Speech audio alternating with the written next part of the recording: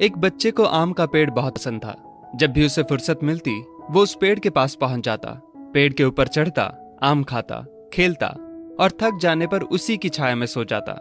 बच्चे और आम के पेड़ के बीच एक अनोखा रिश्ता बन गया। बच्चा जैसे जैसे बड़ा होता गया वैसे वैसे उसने पेड़ के पास आना कम कर दिया। कुछ समय बाद तो आना बिल्कुल ही बंद हो गया। आम का पेड़ उस बालक को याद करके अकेला रोता।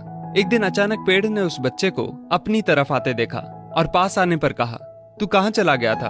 मैं रोज तुम्हें याद किया करता था। चलो आज फिर से दोनों खेलते हैं। बच्चे ने आम के पेड़ से कहा, अब मेरी खेलने की उम्र नहीं है, मुझे पढ़ना है, लेकिन मेरे पास फीस भरने के पैसे नहीं हैं।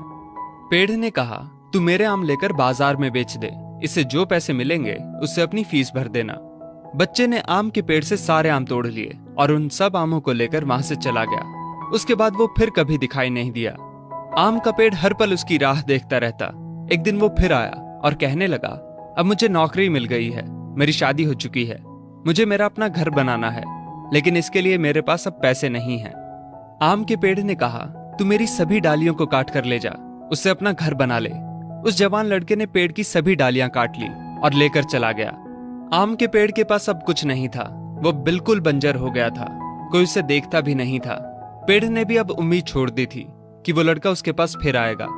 फिर एक दिन अचानक वहां एक बूढ़ा आदमी आया। उसने आम के पेड़ से कहा, शायद आपने मुझे पहचाना नहीं, मैं वही बालक हूं जो बार बार आपके पास आता था और आप हमेशा अपने टुकड़े काट कर मेरी मदद करते थे। आम के पेड़ ने दुख के साथ कहा, पर बेटा मेरे पास अब ऐसा कुछ भी नहीं जो मैं तुम्हें दे सकूं। वृद्ध ने आंखों में आंसू लिए कहा, आज मैं आपसे कुछ लेने नहीं आया हूं, बल्कि मुझे आपके साथ जी भर के खेलना है, आपकी गोद में सिर रखकर सो जाना है। इतना कहकर वो आम के पेड़ से लिपट गया और आम के पेड़ की सूखी हुई डाली फिर से अंकुरित हो उठी। दोस्तों, वो आम का पेड़ और कोई नहीं बल्कि हमारे माता पिता हैं। हम जब छोटे थे तो हमें उनके साथ खेलना अच्छा लगता था, लेकिन जैसे जैसे हम बड़े होते चले गए उनसे दूर होते गए। पास भी तब आए जब कोई जरूरत पड़ी या कोई समस्या आन खड़ी हुई। आज कई माँ बाप उस बंजर पेड़ की तरह अपने बच्चों की राह देख रहे हैं, जाकर उनसे लिपटें, उनके गले लग जाएं। फिर देखना वृद्ध अवस्था में उनका जीवन फिर से अंकुरित हो उठेगा। किसी कवि ने क्या खूब कहा है, बड़े बुजुर्गों की उंगलियों में कोई ताकत तो ना थी, मगर जब मेरा सिर झुका तो सिर पर रखे कांपते हाथों ने जमाने भर की दौलत दे दी।